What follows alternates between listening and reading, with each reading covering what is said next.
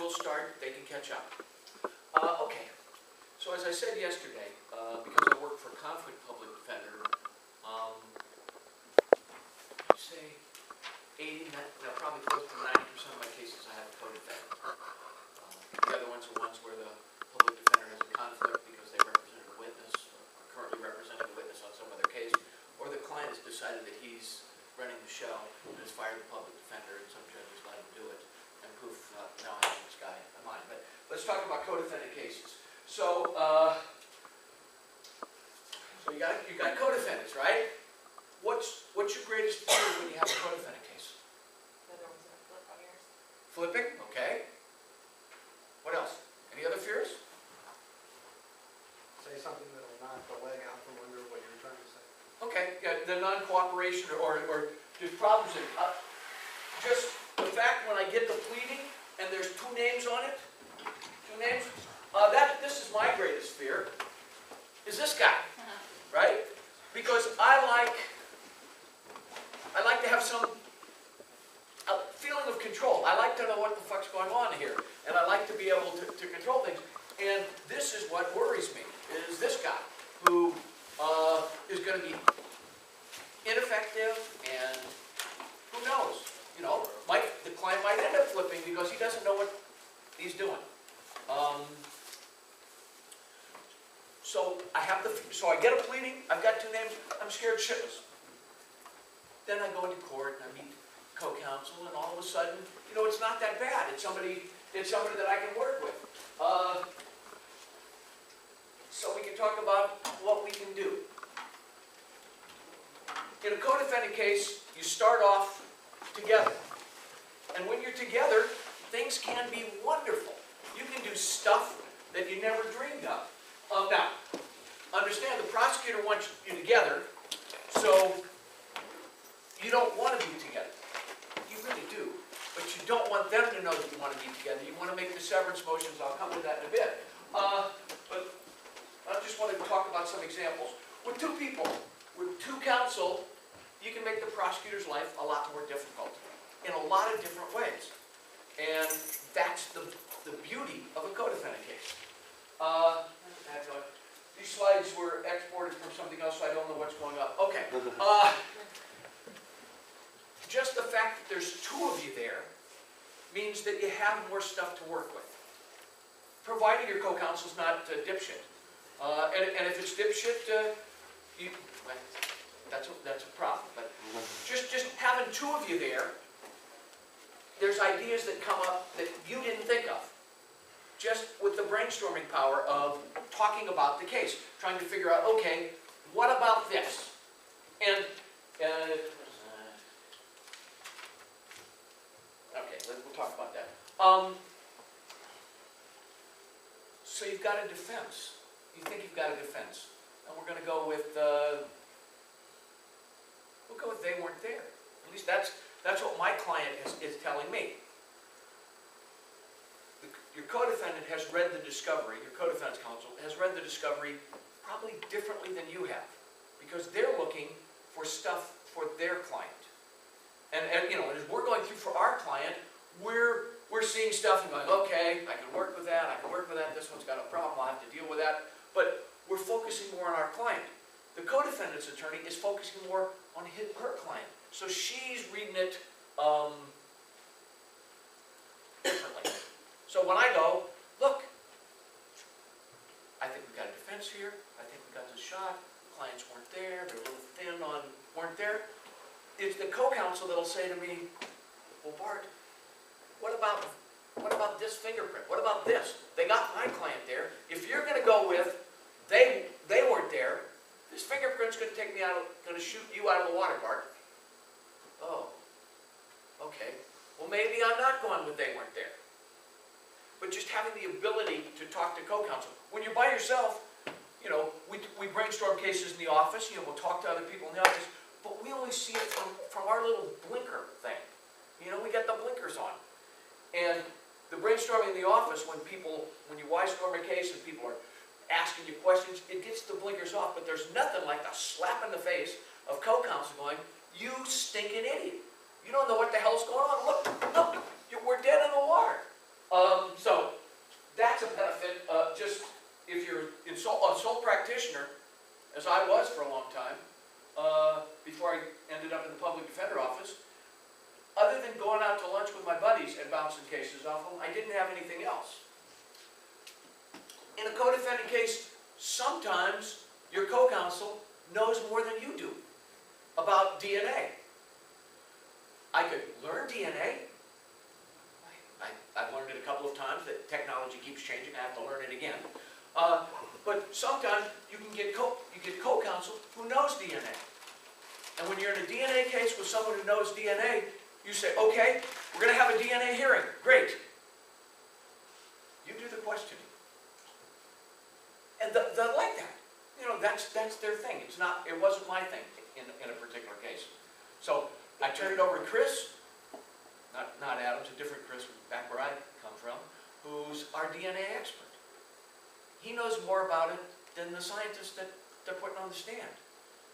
And so, as we go through the hearings, he can bring that. Now, the other benefit there is, let's say DNA is not,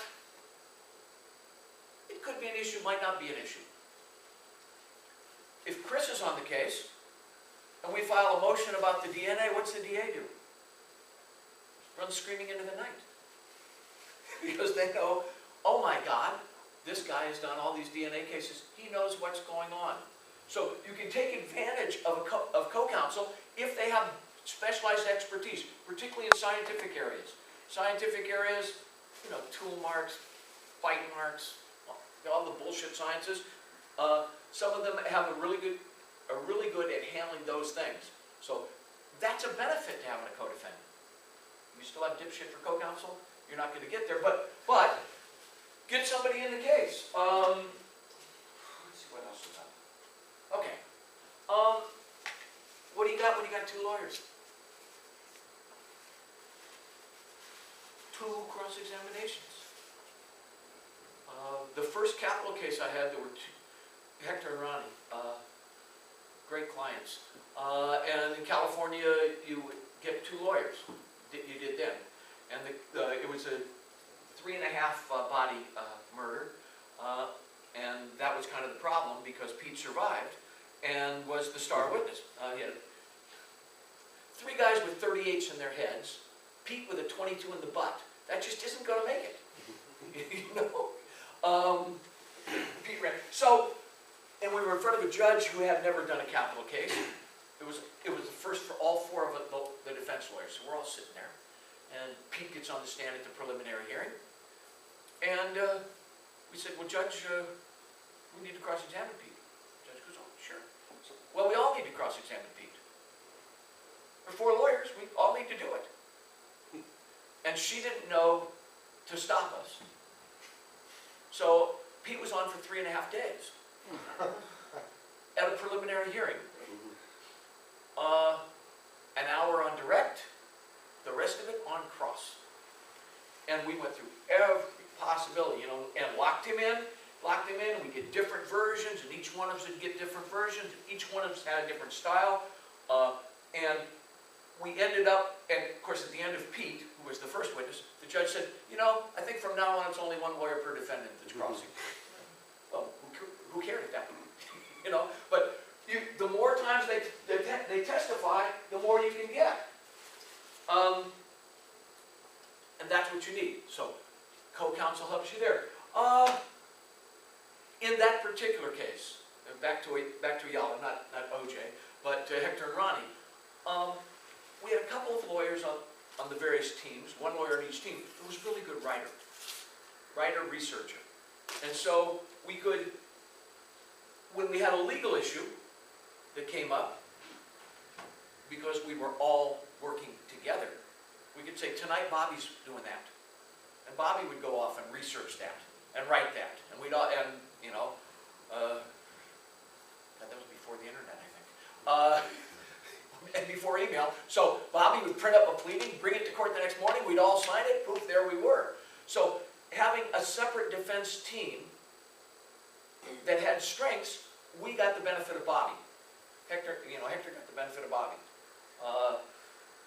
There were other things that we did on our team that they got the benefit of. But just having that second defense team Let's say that you're in a jurisdiction where you're trying to get money for experts. If you're working together, one client can get the expert money. And we can both use it. Now, I personally believe that if you're working together, you should utilize a joint defense agreement. Are they enforceable? No. Do they look enforceable? Yes. There's some Ninth Circuit case law that kind of gets you to enforceable, and there's some cases in other jurisdictions where you can enforce a joint defense agreement. And you need a joint defense agreement in case we have some flipping later. And if you're in a multiple defendant case, you're worried about somebody's lawyer attending your joint defense meeting, and they're with you, and then flipping later.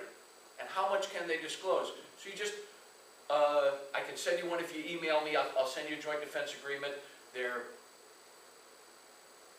kind of blood oaths, but as I said, they're unenforceable. But if everybody thinks they're enforceable, we're okay. And if we're hiring an expert, and we're all going to use that expert, then I definitely need a joint defense agreement. If our expert's going to test some DNA, and let's just say the results don't come back the way we would have preferred them to be, I don't want my co-counsel to be able at any point to disclose that to the government.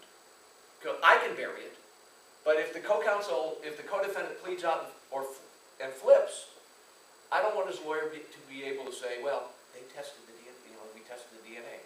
Now the government knows when we test, but they don't know the results.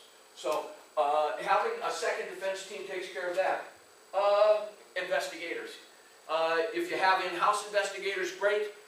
If you're having to hire investigators, having two teams, you have different investigators, and they can do the work. Sometimes an investigator is really, really, really sensitive. You know, I'm sure you have those investigators that can go out and interview witnesses, and they're just so empathetic, and the witnesses just talk to them. And then other times you have Paul Drake here, who's kind of ex-copy, who's good at doing certain things, but I never think of him as being Mr. Touchy-Feely. So having more investigators on the case, you have different styles. You can say, look, we need to go out and interview this person. How are we going to get this person to talk to us? Who's the best investigator to do this? If you're just single defendant, you're stuck, sort of. If you're in an office, a public defender office, I can go to the chief investigator and say, listen, can I use such and such for this task? And maybe I get it, maybe I don't. If you're getting money from the court for your investigator, when you want to get a second investigator working on your case, it's like pulling teeth. You think, you have an investigator partner. What do you need another investigator for? Well, I need one investigator that's really cop-like, that can do all the cop shit. And I need somebody else that can kind of open people up. Go into their homes and open them up. And judges go, no. That's the answer. Couple defendants, we split it up. Next slide up. Okay, the attorney divide up legal, we've done that one. Okay, 2 openings and 2 closings. It's a lot for the prosecutor to deal with. If we're together, now I'm talking now, we're joint defense, we're working together. We can make the same points, our theory of defense, with different styles in different ways, all the way through the case. And then two sets of voir dire. Oh, this is a great one. So you got a case. There's a slide comes up later, but I'll talk about it now. So Gary and Larry made the mistake of going to a heroin dealer's house to buy some heroin. The mistake was they didn't really know Nacho. Angelina knew Nacho. And Angelina knew Gary and Larry, who were heroin addicts and needed heroin. So Angelina says, Nacho's got some dope, go to Nacho's. So Gary and Larry show up at Nacho's to buy heroin. They have some money. Larry's got a gun in his pocket. in his back pocket because people could take their money. I mean, it's not like they're buying a bunch of heroin. It's just a little bit. But, you know, out on the streets, sometimes you carry protection. So Larry's got a gun in his back pocket, and they walk up to the door and they knock on the door. And Nacho's not expecting anybody. So he looks out and he sees two strangers. What does he think? What? Cops. Cops? Rip off. Rip off? Right. He's not excited about answering the door for two strangers. Fortunately, these guys look so scuzzy. They don't look, Gary and Larry don't look like cops. So but he's certainly thinking rip off. So he picks up a frying pan to answer the door. He goes to the door with a frying pan, opens the door, sees these guys, and starts to swing.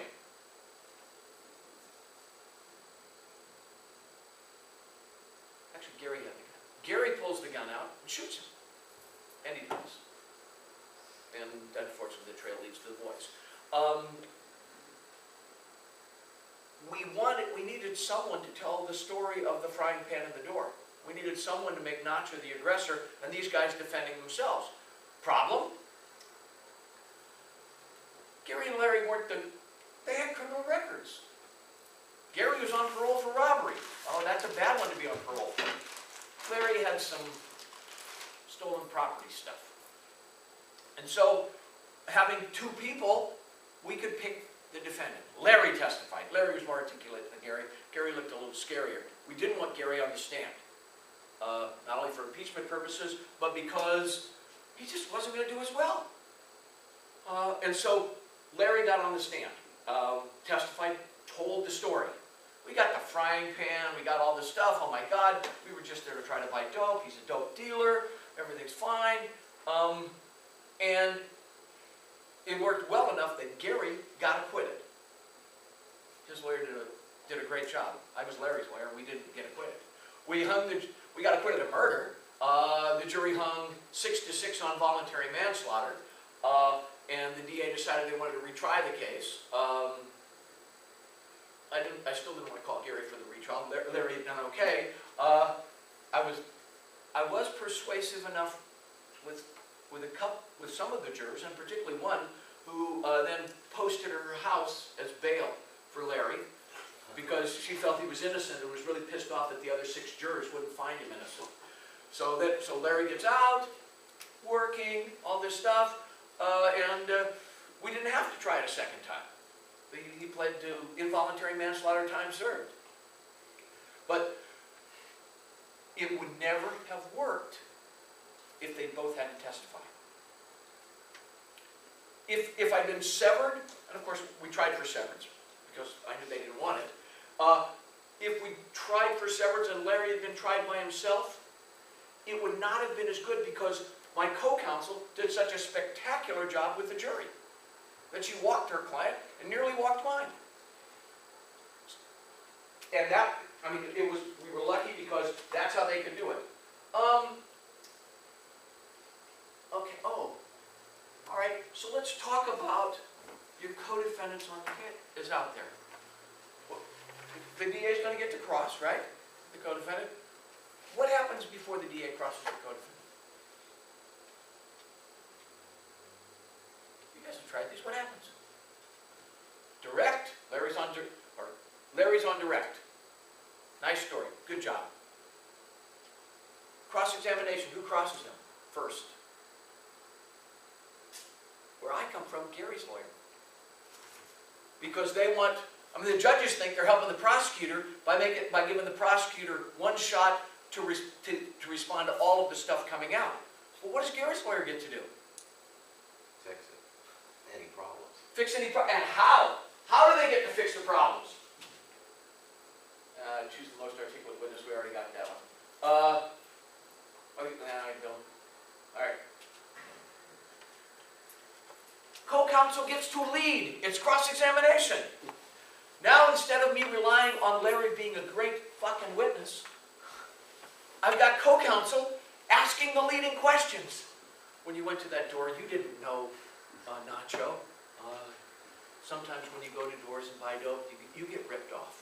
And so sometimes you carry a gun. I hope you never have to use a gun, but you get ripped. I mean, absolutely leading questions all the way through. So we got direct, Larry doing a good job. We got cross of Gary's lawyer. Larry saying yes 1,000 times to perfect questions. And then, okay, you're a witness. Well, how the, you know, by the cross-examination, by using the leading cross-examination, we were helping Larry remember the story. So then on cross-examination, Larry was double prepped to deal with the prosecutor. And it worked really well. Okay, leading questions, right? You can choose the words you want. You get your inflection. It's why we like cross. And in a co-defendant case, if the co-defendant testifies, you get to cross. And so working together, you get your theory of defense, your story is perfect, and you get to tell it twice. Once on direct, once on cross. And then the DA has to jump in there and try to fix things. Let's see what's that next step. Okay, problem areas for the defense. Okay, yeah, defendant with a record. That's Gary. The damaging post-arrest statement. One guy's done badly, and the DA has a Rand or Bruton problems, so they can't put all the co-defendant's statement in because of Bruton. Rand is California case because of Bruton. So they're kind of constricted a little bit if they want to try us together.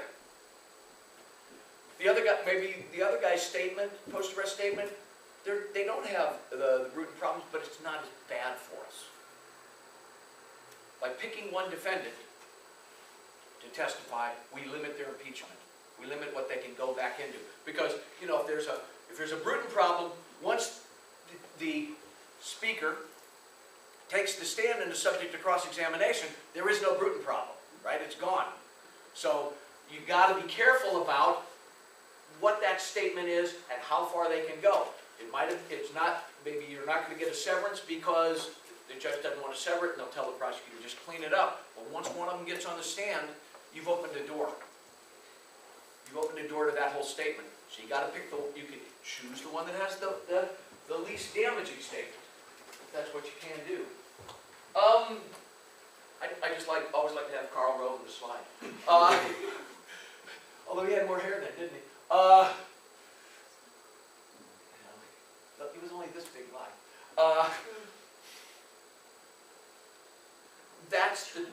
When you have the option with co-defendants, there's a lot of stuff you can do there. Let's see what else we got.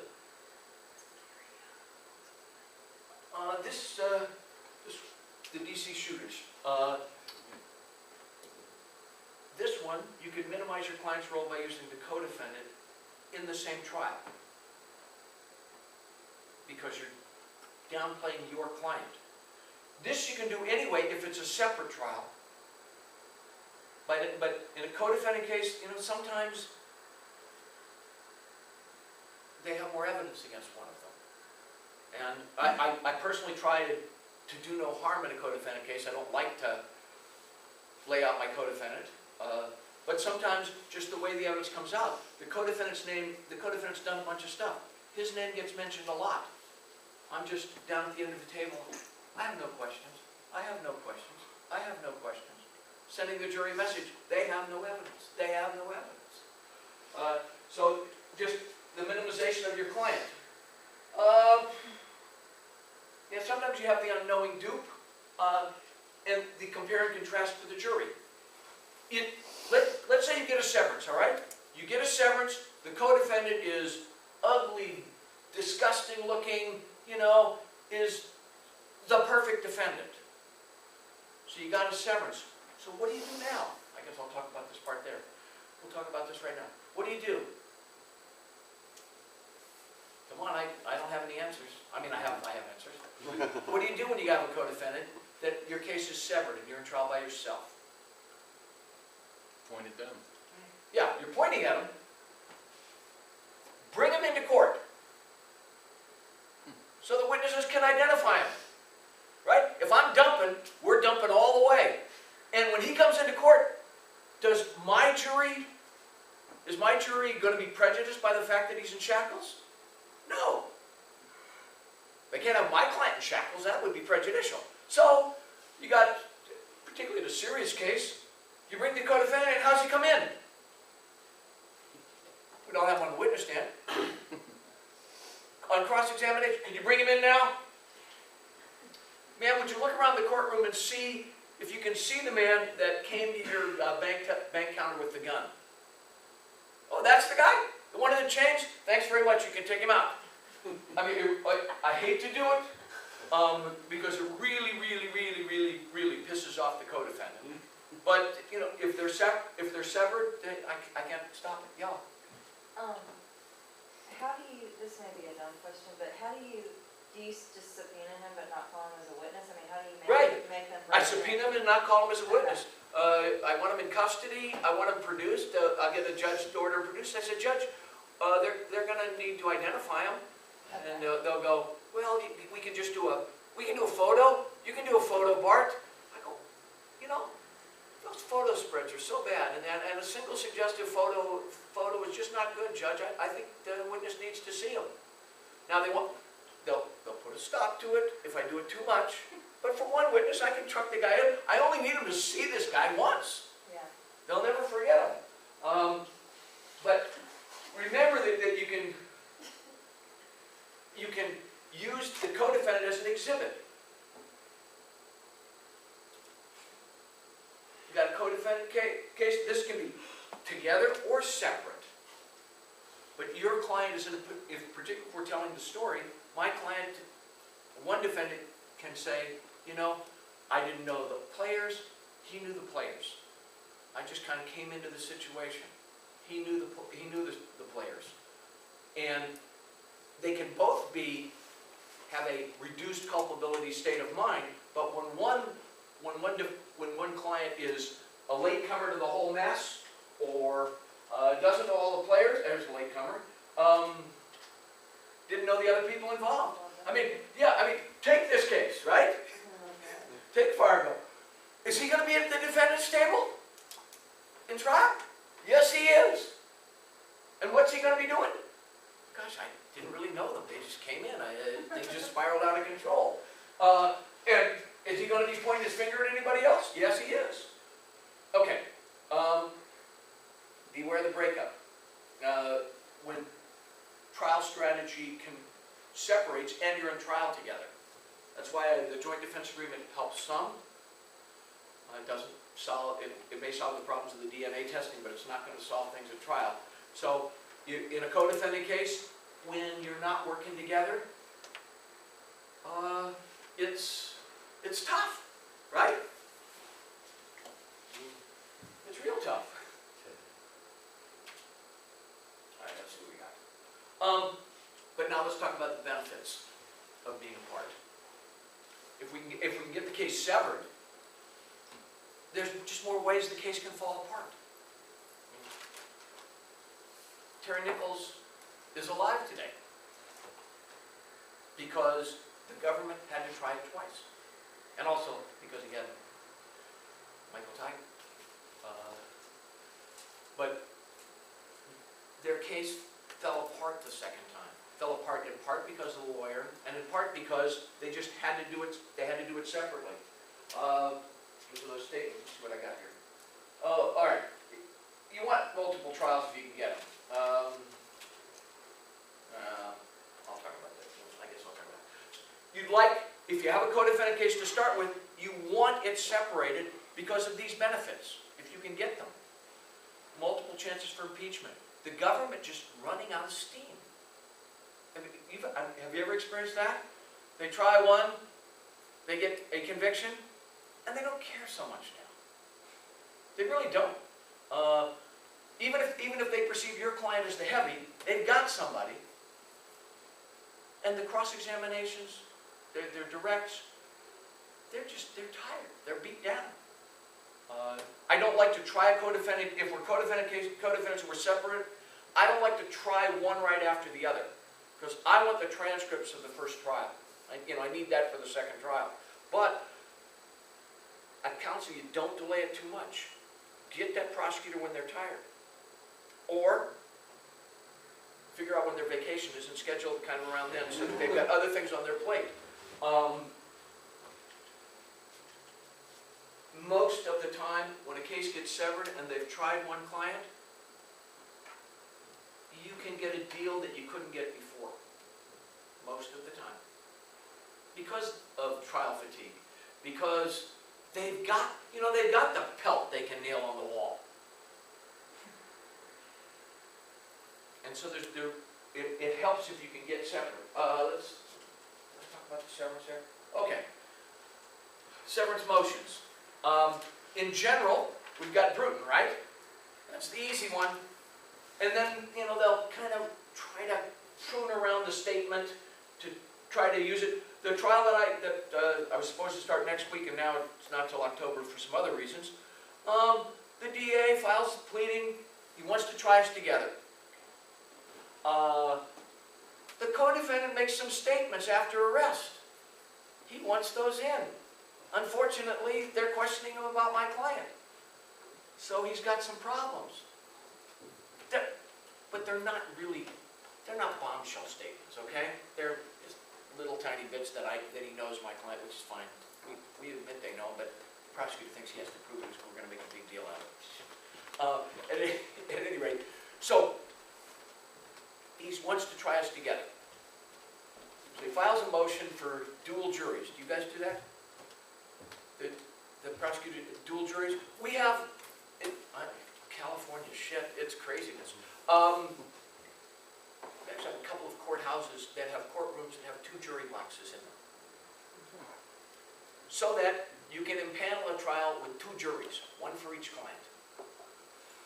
And then when there's evidence that's admissible against one, the other jury's excused for that afternoon. And the DA says, I want to do this because that way I only have to bring in all my witnesses once. We don't want it. Well, actually, my first choice, completely separate trial. Second choice, a separate jury, because that'll help me some. The dual jury procedure, I hate. So he floats this idea to our judge last week, and she goes, we're not doing dual juries. She says, we're just not doing that. She says, every judge I've talked to that have done that said it's horrible. The logistical nightmare of keeping them separate. One jury says something to a juror and another jury about something they didn't hear. Even when they don't hear it. My jury goes home and the other jury stays. What's my jury thinking? Oh, there's some shit on the other guy, which I like. But when my jury's there and the other jury's not there, they're all speculating. So both guys are getting painted with the bad evidence just because the jury knows by the fact that someone's excused that there's bad evidence. So I hate them. Unfortunately, the judge hates them. So he wants dual juries. Why? So he can put in these little tiny statements. The judge, because that ain't happening. I said, well, why don't you just sever us? Just sever us. You can try this case twice. Not a problem. No, I'm not doing that. I'm not going to do that. I'm not severing them. I'm just not going to use the statements. Poof. By just forcing the issue, I kept out the co-defendant statements, some of which were a little damning to him. The rule most places is you got to make your severance motion. It's denied. You got to renew your severance motion. You got to renew it every single time. Well, you got to renew it at least during the trial. And I submit the best way to do it is every single time that there's something that is slightly prejudicial, that you could say, hey, we wouldn't be in this boat, Judge, if you just granted the severance. You make a mistrial motion. Your Honor, I got to move for mistrial because of that shit that just happened, okay? And I'm renewing my motion for severance. We can stop it right now, just sever the case, and we'll try them separately. Make that motion every time, because that's the only, at least in California, if I don't make it again at trial and during trial, I haven't preserved it. I've waived it for appeal. And I think you've beaten the judge down. Look, Judge, look what's happening here. The next time the prosecutor wants to come close to that line, what's the judge going to do? Oh, no, we're not doing that. I'm not hearing Sheela up here bitching about a severance again. So you just got to keep doing it. Let's see what else did I put on here. Okay. Separate trials, it's easier because you can dump on the co-defendant. You can paint them as the more sophisticated. You can bring out what they have. And when you're doing it separately, you don't feel as bad when you're dumping on the co-defendant, when it's in a separate trial. When you're together, it's hard. It hurts to do it because we want to win. I want the government to lose all the time, as much as they can, and I don't want to be helping them. But you know, I need to defend Larry. So we got to do it. And had Gary testified in that case, I would have impeached Gary with his prior felony conviction, perhaps, just to make sure. So if you're doing the smarter, more sophisticated, con-wise co-defendant defense, he's not going to look that way when he comes in waist chains. In those cases, I think you're better not bringing him in. I think you're better bringing a photo in so that you can paint him as con-wise and sophisticated. You know, someone coming in like this doesn't look sophisticated. So if that's where you're going, the more con-wise one, you got to go that way. Let's see what I have here.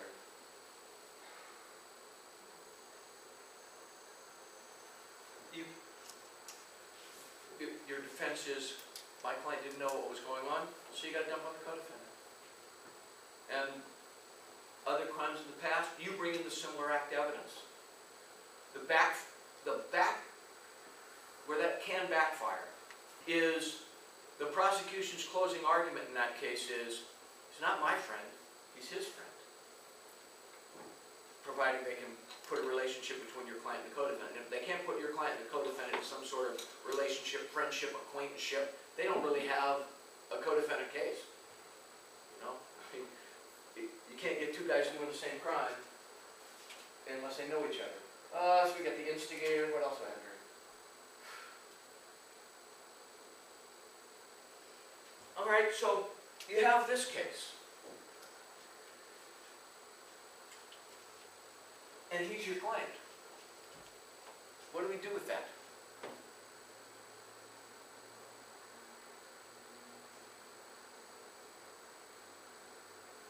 I mean, he barely kills anybody. He killed the Wade Justice. Yeah, but you know, he's not grinding them up. Yeah. And he didn't kill the cop or anything. Yeah. And he's going, whoa. Right. He's just whoa and sucked into it. And that's what you need to do. Sometimes your co-defendant is the one who provides the getaway car. Or the guns. And all of that goes on them. You put it all on them because in that way the jurors are going to go, Larry's not that bad. Hector's not that bad. And it's a little jury nullification. It's a little something. It's given them a reason to throw you a break. So you do all of that, but you can't do it. You can't do it if you don't have a co-defendant. So there are some benefits to having a co-defendant, whether they're with you or whether they're not with you. And you just have to figure out what you can do. But if you have dipshit for co-counsel, okay, it's a tougher road. But on the other hand, you can shut them up. I don't know whether there's times that I've said to co-counsel, look, I'll do the cross of this one. Don't fuck it up. Just keep your mouth shut. You have to say it nicer than that. You have to start with it nicer than that. But a friend of mine, co-defendant's lawyer's up there screwing things up, and Bill gets up and goes over to the podium and touches on his if you ask one more motherfucking question, I'm going to kill you. and Bill's big and said it with meaning, and the lawyer said, well, I have no other questions. And it stopped it. So you can work with co-counsel and sometimes if you have to. Yeah, and if you got dipshit, you've got to shut them up. All right, slide's worthless. The one after this is worthless. Because I had film clips. I had some nice My Cousin Vinny clips, but I accidentally erased them from my computer. So so this would have been a lot longer talk because I had the co-defendant's opening statement, which I love. Yeah. Or his cross-examination. Oh, he's a tough one. Remember that? He's a tough one. So those are things that I've learned working co-defendant cases. No law other than Bruton can be your friend. No law here other than figure out what the government doesn't want, which is a severance. I mean, they rarely want to try them separately because they know there's problems. Push them for severance. If you get it, free dumping. You can do whatever you want. If you can't get it, you'll sometimes limit what evidence they can present because of Bruton. Well, I should have talked about one other severance thing. Okay. You can limit what they can do if they've got us together. Another ground for severance in well, we've got antagonistic defenses. We lose on that, don't we? You made a motion for severance on the basis of antagonistic defenses, where the law is, if the only way that I can acquit Tommy is to convict Jimmy by virtue of the different defenses, and it's not just finger pointing. Finger pointing is not good enough. Where the defenses are totally antagonistic. I wasn't there. His defenses, we were both there, but we were insane at the time. It was something like that where they're completely inconsistent. There's a little law that helps us, but most of the time the judges, severance is within a judge's discretion in every jurisdiction. Reviewable on appeal for abuse of discretion. So, antagonistic defenses is one. There's another one where the co-defendant will testify for your client. And at least in California, what I have to do to get that is I have to have a declaration signed by the co-defendant. I will testify for Tommy. I will not testify if we are tried together. If we are tried separately, I will testify for Tommy and I will exonerate Tommy. What some judges will do is they'll force then the co-defendant's trial to go first. Actually, second, excuse me.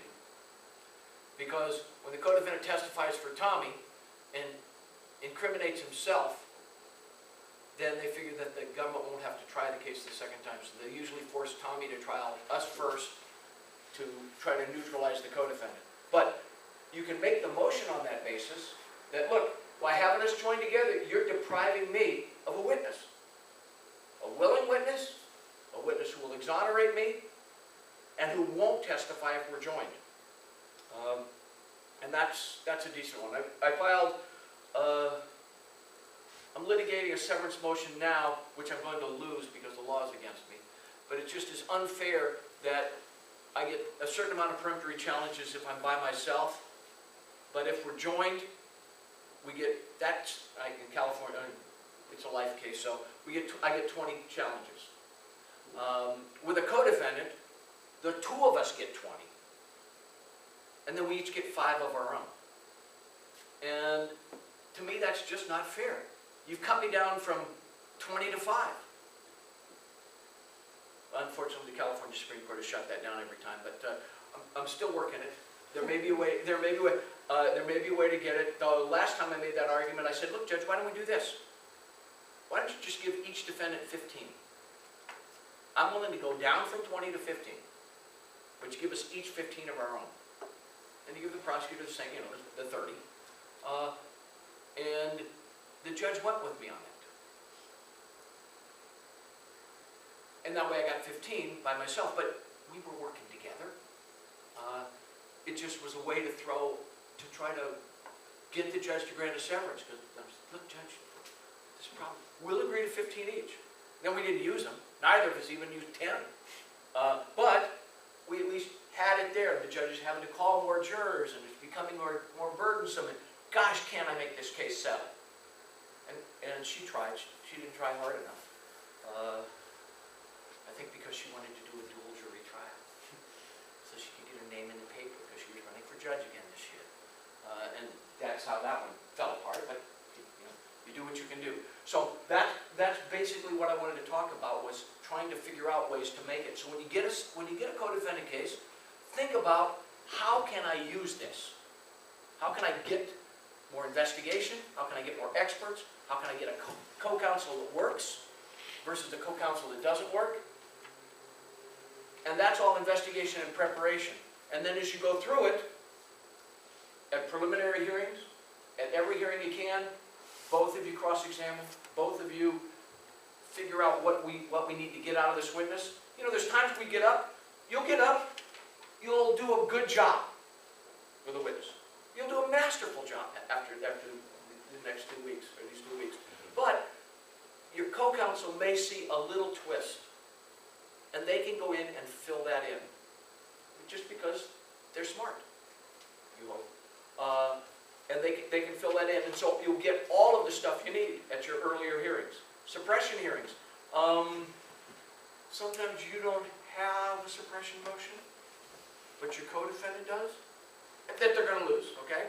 They're going to lose it, but it's an opportunity to get the officer on the stand, to prepare for trial. So you need your co-defendant to run it, run the motion. You need to work with co-counsel so that the stuff you need asked of that cop just gets kind of slimed in on the edges. So we get that record. But that way you can get, in essence, a chance to cross-examine a witness that you couldn't call because you have no standing. So there's stuff there that they can do, that you can do together. And then try to get it severed so you can dump all over them. Yo, yes. Where you've been in agreements that have fallen apart, can you share any experiences with that, how it played out? Or where you've heard of it, or? Oh, heard of it? Shit. I mean, somebody's client flipped.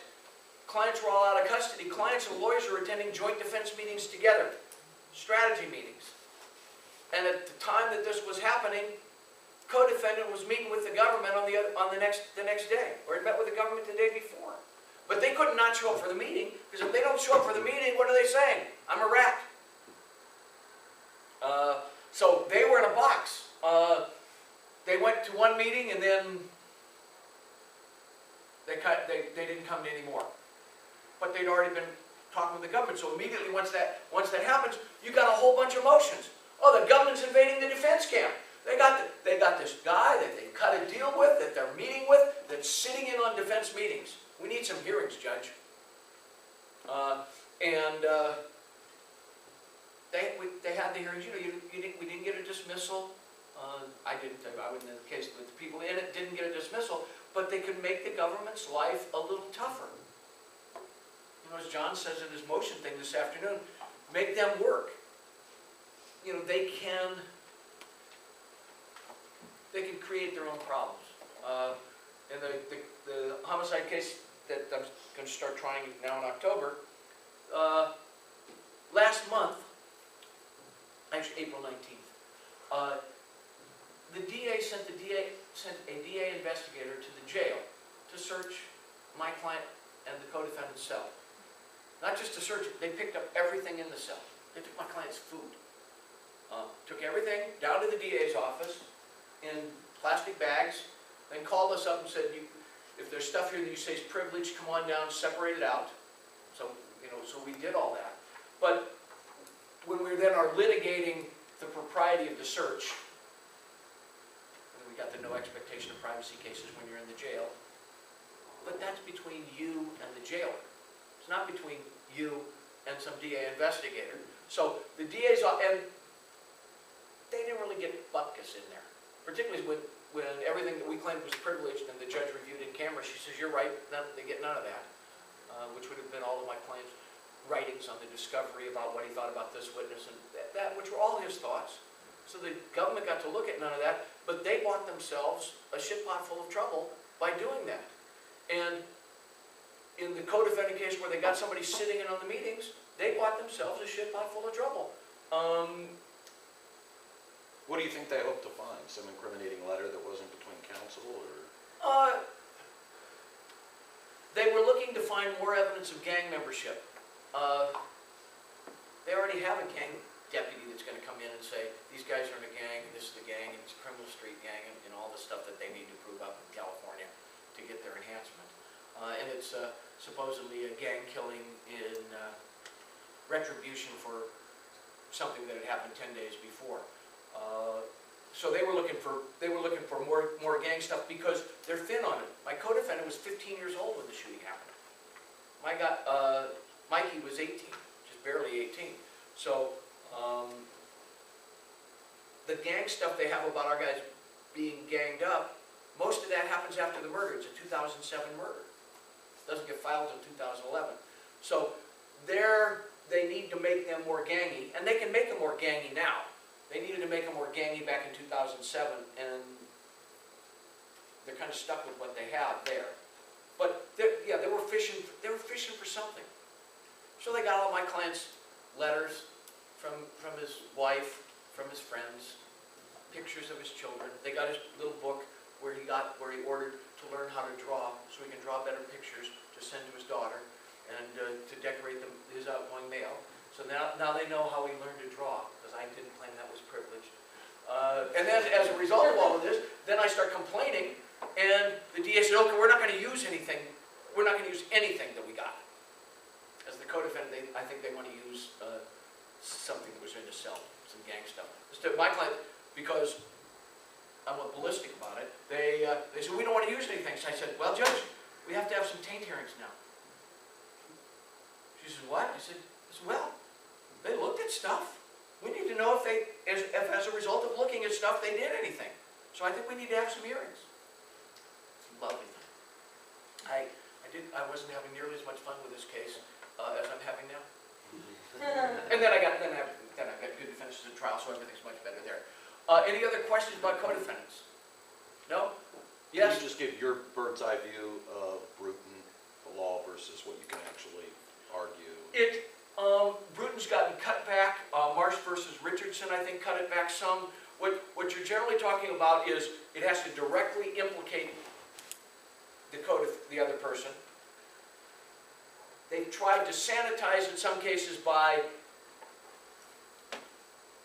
obliterating the name or deleting the name. The problem with that is generally the context of what's being said is pointing at the co-defendant, and so that's what's denying the right of confrontation. So they cut back on it some, but the sanitizing by just taking the name out, the Supreme Court said no on that. The sanitizing, then they have to sanitize out the context so that there isn't any kind of reference. You know, if the statement is, Tommy and I walked into the place and shot it up, okay?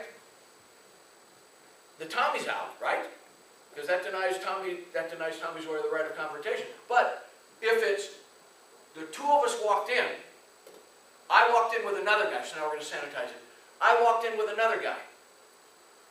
Well, if the witnesses are saying that two guys walked in, the fact of another guy, and there's two at the table, the context is almost implicating Tommy. So he said, well, we can't say he walked in with another guy, Judge. He can say, I walked in and I shot up the place. That's sufficiently sanitized for Tommy's purposes. And then the government's going, well, you know, everybody says he shot up the place. That statement doesn't help me that much. And so you fight over names, you fight over phrases, you fight over implications. The net effect. The net effect, because what you want to do is you want to water it down so much that it's just insipid, that it's worthless. So that would be Bruton. Bruton, how old is Bruton? 40 years? Yeah, 40-year-old kid. But they have had some cases since then from the Supreme Court. In California, our Supreme Court was good. It's not anymore. So we're losing more of those cases. I thought Scalia was going to help us a lot on confrontation, and he's doing his best. He couldn't hold out this week. Thomas moved to the other side. That's how the number went. 5-4. So Bruton is the best thing because it's constitutional, and judges are afraid when you say, Your Honor, we've got a constitutional problem here, because most of them don't know the Constitution very and they're afraid when you wave it. Okay, take your break, because we got Kathy. Thank you. All right, there it was. Dan.